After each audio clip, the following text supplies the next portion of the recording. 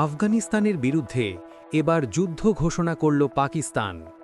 গত কয়েকদিন ধরে হামলা ও পাল্টা হামলা বাড়ছিল ডুরান্ড লাইন বরাবর।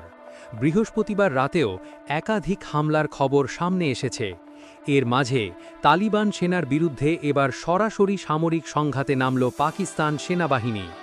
পাকিস্তানের প্রতিরক্ষামন্ত্রী খাজা আসিফ সামাজিক যোগাযোগ মাধ্যম এক্সে জানিয়েছেন যে আফগান তালেবান সরকারের ওপর তাদের ধৈর্যের সীমা ছাড়িয়ে গেছে। এখন থেকে দুই দেশ সরাসরি যুদ্ধে লিপ্ত। পাকিস্তান বিমান বাহিনী আফগানিস্তানের রাজধানী কাবুল, তালেবানের ক্ষমতার কেন্দ্রবিন্দু কান্দাহার এবং পাকতিয়া প্রদেশের সামরিক লক্ষ্যবস্তুতে ব্যাপক বিমান হামলা চালিয়েছে। পাকিস্তান একে অপারেশন গজব লিল হক হিসেবে অভিহিত করেছে। পাকিস্তান সেনাবাহিনীর দাবি অনুযায়ী এই অভিযানে অন্তত ২৭৪ জন তালেবান যোদ্ধা নিহত হয়েছে।